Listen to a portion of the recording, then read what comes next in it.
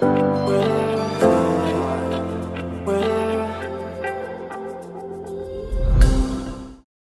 morning. I am Anthony from Ahmadiyya International School.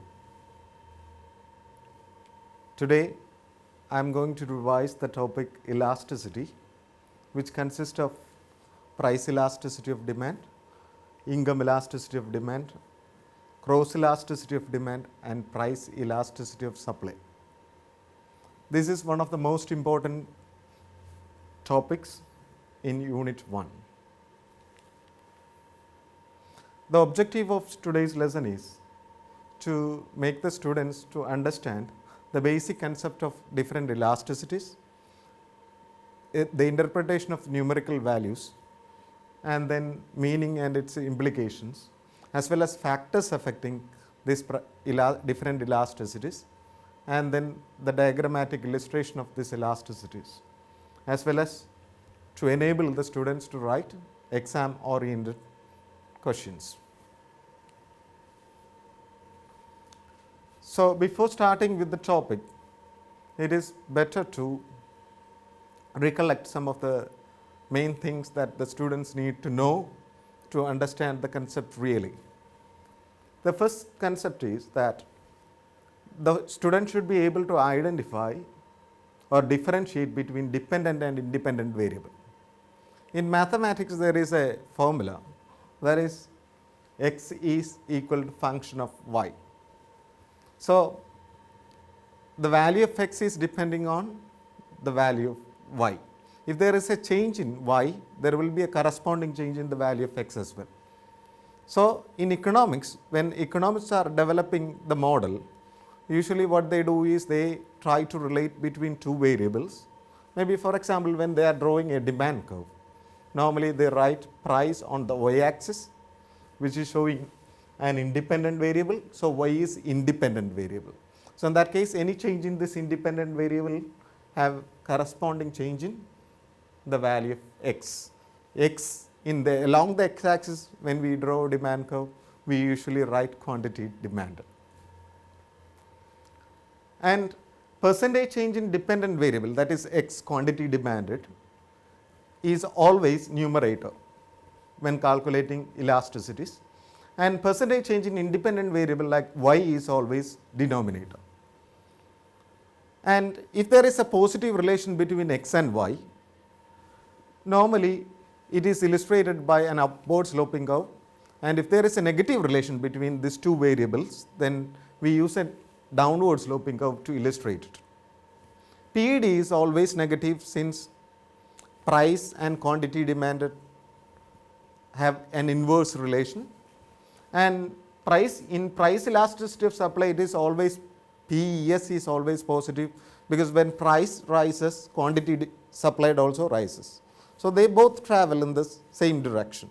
So, in that case, they are having positive relation between price and quantity supplied, that is positive. And then next thing is that if you want to calculate percentage change in your height, weight, or percentage change in anything, then the formula that we use is new minus old divided by old into 100.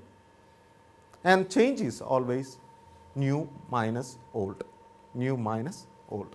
These are the things that you need to recollect to really understand the concept of elasticities. So, as I told you, I am going to help you out how to answer the exam type of questions. So, here I am going to outline how you have to approach elasticity question in your exams. The thing is that first you have to define the key concept. If it is related with PED, XED, YED, whatever it might be, you define that. And then the meaning of elastic and inelastic if it is BED, normal and inferior if it is YED, substitute and complement if it is XED, elastic, inelastic supply if it is PES. Then reference. Reference normally you will find from the extract in the case study. And then based on this reference, you have to make an inference. For example, let us say if I am saying that in times of coronavirus, the retailers charged higher price for face masks. So, by the time why they are charging higher prices? Because these retailers realize that the price elasticity of demand for face mask is inelastic.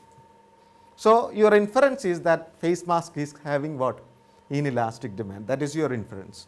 And then draw diagram if it is inelastic, depending on, if your inference is inelastic, you draw inelastic diagram and then you evaluate using the factors affecting those price elasticity of demand, or else you will have some extract references which will help you to evaluate. So, before starting with the topics, it is better to go through a case study. Let us say, in 2012 there was a considerable increase in the price of cocoa. So, it reached the highest level 3,174 per ton in 2014. So, it was increasing from 2012 to 2014, and the chocolate manufacturers increased their prices. So, they increased their prices. Hershey increased the price 8 to 7%. So, what they think is that when cocoa price is increasing, their cost of production is increasing. So, this chocolate manufacturers passed this increased cost to consumers in the form of higher prices. In that case, they are considering that the price elasticity of demand for their chocolate is more elastic actually. It was first time chocolate manufacturers tried to avoid price increase for consumers by reducing portion. Some of these chocolate manufacturers, what they did is, rather than increasing the price of the chocolate, they just reduced the size of the chocolates. For example, Toblerones, what they did is, they have mountain type of chocolates and they reduce one mountain size of the chocolate rather than increasing the price to the consumers. So, it remains like the price of the chocolate remained like £1. Lindt, on the other hand, what they, in the beginning they were thinking that to absorb this increased cost by themselves, but later they even passed this increased cost burden to consumers. Clear? I hope this part is enough for us to discuss about price elasticity of demand, the first topic. Price elasticity of demand, I do not think that I need to teach you all this, because you have already studied. Responsiveness of quantity demanded due to change in price is known as, this is the simplest definition, and formula is PED is equal to percentage change in quantity demanded divided by percentage change in price. So, when you are using this formula to calculate price elasticity of demand, always you are likely to get a negative answer, but you have to ignore the sign and then you have to interpret the values. So, for example, assume that you are getting a value like minus 1.2. In that case, the price elasticity of demand for the product is elastic. That means a change in price results in more than proportionate change in quantity demanded. In that case, percentage change in price is likely to be less than percentage change in quantity demanded. I hope it is clear. And then if you are getting an answer like minus 1, that means unitary elastic. A change in price results in proportionate change. Here I told more than proportionate, here I am saying proportionate change in quantity demanded. And percentage change in price will be equivalent to same as what? Percentage change in quantity demanded. If price elasticity of demand is minus 0.6, that means less than 1, means it is having inelastic demand.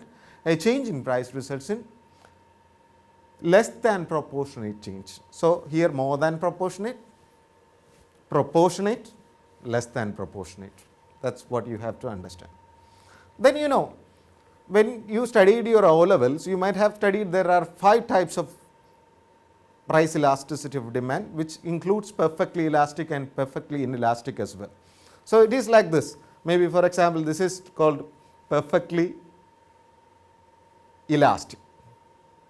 Then this is called perfectly, means it is elastic. This is perfectly elastic, it is more flat. So, this is called what? Or else I will do like this. This is perfectly inelastic, this is perfectly elastic. If it is 45-degree line, it is unitary elastic. If it is more steep, then it is inelastic. If it is more flat, then it is elastic. So, these are the shapes of the curve which is given here. Then now we are going to discuss about the price elasticity of demand and total revenue. Then when firms are making decision about their pricing to increase their revenue, they need to take account of the price elasticity of demand. Assume a firm is producing 3 products like A, B, C, and their respective price elasticity of demand is given minus 1.2, minus 1, minus 0.6. If it is more than 1, elastic. If it is equal to 1, unitary. If it is less than 1, inelastic. That means maybe there will be MCQ question arising from this part basically, because 3 products are given and they will ask you which is likely to be the most responsive to change in price. So in that case we have to see which is having the highest PED value. So this is A is most responsive to change in price. Then this is equally responsive since it is what? Unitary. It is least responsive since it is what? Inelastic. Clear? And let's talk about the pricing strategy that they will follow for these 3 products. Let's say if for A, since it is having elastic demand, it is better for the firm to decrease the price. When they are decreasing the price by 10%, probably their demand will definitely increase if they are decreasing the price. This is opposite direction, right? When they decrease the price, demand will increase by 12%. When they are decreasing the price by 10%, demand is increasing by 12%. So their total revenue will increase. So the best strategy is to increase, and vice versa is like if they are increasing the price, what will happen? Demand will fall more than proportionately. That's what. In case of unitary elasticity, what is happening? If they increase the price by 10%, quantity demanded will fall proportionately, same way. So in that case, total revenue will remain same in either cases. And then when we are talking about inelasticity, the best strategy to increase their revenue is increasing the price. When they are increasing the price, quantity demanded will fall, but will fall less than proportionately, so the total revenue will increase. I hope it is clear. You already have studied since it is a revision. So now we will go back to the case study. Now we studied price elasticity of demand fully, and then now we will discuss how to answer this question basically. So what you will do? Maybe if the question is like this, with reference to the extract, discuss whether the chocolate manufacturers consider the chocolate is having price elastic or price inelastic demand. If this is the question for 8 mark, then how are you going to answer? First you define PED, and then you say meaning of elastic. Elastic means a change in price results in more than proportionate. Inelastic means a change in price results in less than proportionate. Then we don't need to discuss about normal, and because it is not related with income elasticity, it is only related with price elasticity. Then reference. Extract says that some of the chocolate manufacturers are increasing their price, like Mars and Hershey. So when they are increasing the price, why they increase this price is to pass this cost burden to consumers. That means they are considering that the price elasticity of demand for chocolate is inelastic. That is the reason. So we could, then you have to come to inference. What is the inference? So chocolate is having inelastic demand. Then draw diagram showing inelastic. Inelastic is more steep diagram, downward sloping but more steep. Then you will discuss the evaluation points. What are the evaluation points from the extract? I will discuss first. The extract says that Toblerones reluctant to increase the price, but they reduce the size. So that means still they are passing in one or other way, they pass this increased cost burden to whom? Consumers. Clear? And another thing is that Lindt was reluctant in the beginning, and they continued to later only they increased the price. So for a short period they considered the price elasticity of demand for chocolate. Lindt is considering that the price elasticity of demand for chocolate is elastic. That is why they did not pass easily. And then I told you that the cocoa price was increasing from 2012, but by 2014 only some of these firms some of the chocolate manufacturers started increasing the price of chocolate. So, in that case, what does it shows? For 2 years still they considered that the price elasticity is. Other than that, we can use factors affecting price elasticity of demand as evaluation point as well. So, since it is coming for 8 mark, one evaluation point is necessary. So, you can select in between. Now, I am going to discuss about the second elasticity. Second elasticity is income elasticity of demand. This is the responsiveness of quantity demanded due to change in income. It is calculated using percentage change in quantity demanded divided by percentage change in income. So, the answer will be, when you are using this formula, the answer will be either positive or negative. If it is positive, we call it as normal good. If it is negative, we call it as inferior good. So, this what is normal good means? Normal good is like when income increases, quantity demanded will also increase. When income falls, quantity demanded will also fall. So, that is why both the variables are moving in the same direction. If they both are falling means negative. If numerator is negative and denominator is negative means answer is likely to be positive, right. So, that is why income elasticity is positive for normal good. So, this is the case. If income is increasing, quantity demanded decreases. But in the case of inferior good, the income elasticity is likely to be negative. So, when income increases, quantity demanded will fall. When income falls, quantity demanded will increase. So, there is an inverse relation. And then here you can see that the positive income elasticity is positive 1.2, this is positive 0.6. That means it is greater than 1, it means it is income elastic, in this case income inelastic. So, it is most responsive than this one, it is more responsive than this one. And then this is luxuries, this is necessities. If income elasticity is greater than 1, it is called luxury, and if it is less than 1, it is called necessity. But inferior goods, we do not have a categorization, but still you can manage to do, but there is no categorization like luxury and necessity in case of inferior good. Maybe you will have a question about inferior good. What is inferior good? Probably you think about bus journey. When income of the household increases, normally what they will do is they will have their own car. They will prefer to have more convenient mode of transports. So, in that case what will happen is the number of times people traveling by bus is likely to decrease, right. So, in that case we could say that it is showing that those type of goods are called inferior good. And then in this context, I would like to discuss about the financial crisis in 2008 actually. By the time of financial crisis in 2008, you know what happened? The Western countries around the world were so panic about it, whereas the countries in Asia as well as African continent were not that worried as that of the Western countries.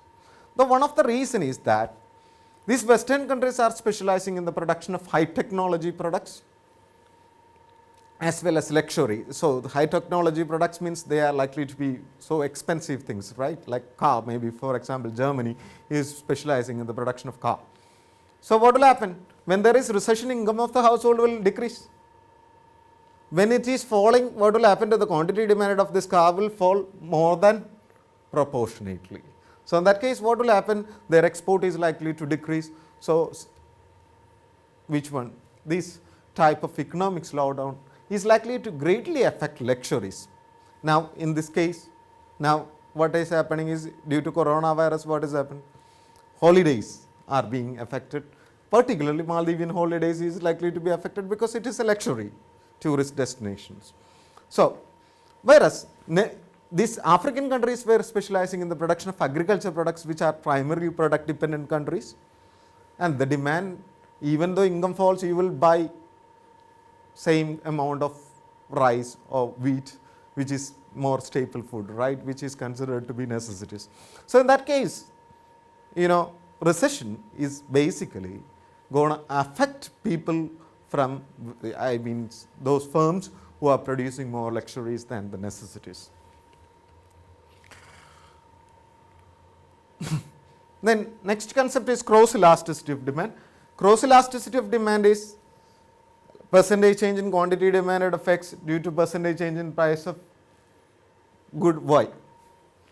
percentage change in quantity demanded of X due to change in price of good Y. So, we are trying to establish the relationship between two products. So, price of a product and how it is going to affect the quantity demanded of another product. Clear? So, let us say we will get two type of answers if we are using this, either positive or negative answers. If it is positive, we call it to be substitute which are jointly demanded. Maybe for example, substitutes are, there is a problem with this. Actually, this instead has to come here, right? So, substitutes are goods which are used instead of the other. For example, Coke and Pepsi, let us say, or anything like substitutes, many substitutes are there, pencil and pen, whatever it might be. So, in those cases when price of Coke is increasing, the demand for Pepsi is likely to increase. So, this is showing positive or negative relation? Positive relation. When the price of Coke is falling, what will happen? The demand for which will also fall? Pepsi will also fall. So, it is showing positive relation, that is what is. In case of complements are goods which are jointly demanded, like car and petrol for example. So, when price of car is rising, what will happen? The demand for petrol is likely to fall. When price of car is increasing, people will buy less of car. So, the demand for car will decrease. Demand for petrol will decrease. Clear? So, there is a negative relation between this. And then the value is positive and more than one means we call it to be strong and elastic. And if it is less than one means we call it to be weak. So, if the cross elasticity is positive, we have to think whether it is more than one or less than one. If it is more than one, both the products that we are talking means Coke and Pepsi is which one? Strong substitute. Strong what? Substitutes. Clear? Any doubts? Then next is like in this case maybe this is less than 1, positive and less than 1. It is substitutes, but it could be like Redmi and Apple. So, Apple, people will not, even though the price of Apple is increasing, people may not easily switch to Redmi because they have some sort of brand loyalty towards the existing one. So, in that case it is likely to be less than 1. So, we call them as weak substitutes. Clear, right? Then in this case negative, if it is negative we call them as substitute. Substitute could be strong substitute or weak substitute. Clear? If it is a strong substitute, for example is car and petrol, let us say car and petrol. If car and petrol is there, they are strong because most of the cars are using petrol as a fuel. But if you are talking about electricity and car, in that case less number of cars are using electricity, I mean electric powered cars are there, right? But are there a lot of electric powered car available? No. So, in that case what will happen is a change in price of car will greatly affect whose demand? The demand for petrol rather than the demand for which one? This electricity. Clear? So, this is what we have to understand. In some cases cross elasticity is equal to 0. In that case those goods are unrelated. X and Y is unrelated, they do not have any sort of relation. So, now we are moving to factors affecting price elasticity of demand as well as income elasticity and cross elasticity. Factors affecting is availability, PED is availability of substitutes. If there are large number of substitute available, then the price elasticity is likely to be more elastic, but if there are less substitute available, then the price elasticity is likely to be more inelastic. Then proportion of income spent on. Suppose when you are buying gold, normally you will be so sensitive to know what to check each of the gram, right? Milligrams even you will check it out, whether it is correct or not. But when you are buying a rice or maybe potato or something, probably you will not care about the grams, right? 2 or not 2 grams will not be a major concern for you, because by the time you are less price sensitive, if you are spending a smaller proportion of your income, Whereas on gold you are spending a larger proportion of your income, so you are so price sensitive. That is why you exhibit much consciousness when you are buying gold than buying rice. Then time period and consideration. It's like this. If you can postpone the consumption for a future period, for example, face mask. For in a normal condition for you, face mask is not a big deal, not a big thing. So you can postpone the consumption. Maybe if you feel like the prices are higher, you will avoid consuming that face mask because to get rid of the dust, right, or pollution. But when there is coronavirus, what happened? Most of them were ready to pay higher price and get it done, because by the time they cannot postpone the consumption for a future period, when the normal situation comes, I will use mask or what? No, so they will, that is what. The nature of the product is, luxury, necessity and habit forming. In case of habit forming, it is likely to have inelastic. Then about YED. YED, when we are discussing quality, for example, assume chocolate. Chocolate, when income increases, the demand for chocolate is increasing, means we used to say that according to our theory, we say that when income increases, demand is increasing. So chocolate is a normal good. Clear? But it may not be necessarily true. You know why? One thing is like this, it depends on the quality of the chocolate. Maybe high quality chocolates, when income increases, the demand for high quality chocolates might increase. But when income increases, people will switch from low quality to high quality. In that case, demand for low quality chocolates are likely to fall. So you take any product, the same thing is going to happen, car or anything. And then next one is PED. If chocolate is having inelastic demand, probably income elasticity also inelastic. And then other factors. Demand for chocolate is not only depending on what? Income. It depends on other factors such as taste and preference, population, size of the children in the society, or maybe festival seasons, etc. Then household income differential.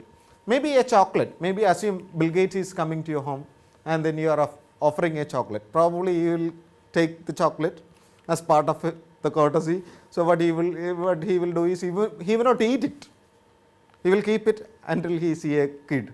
Then when kid comes, he will say hi, and then he will probably hand over the chocolate, because they are rich, right? For them, the normal kind of tolerance might be not inferior product, but that tolerance might be a luxury for an African. Are you understanding? So it might depends on. Clear? So to conclude, what I wanted to say is, I just want students to answer two exam oriented questions which is given at the end. One is like this: discuss whether chocolate manufacturers consider demand for chocolate is likely to be elastic or inelastic. So you know how to do. Already I discussed it. And then one of the major reasons for increase in demand for cocoa is rise in income in China and Brazil, leading to increased demand for chocolate. Discuss whether chocolate is a normal good or inferior good means what you will say. First you define income elasticity, normal inferior definition, and then you say when income increases, the demand for chocolate is increasing, so it is a normal good. Clear? That is just for 4 marks, so we don't need evaluation. And I did not discuss PES because we don't have sufficient time to discuss that. But in the panel discussion, we will further discuss. So I advise my students to go through this. I will upload it and go through this before you watch this video. Thank you, teachers who accompanied me to this lesson.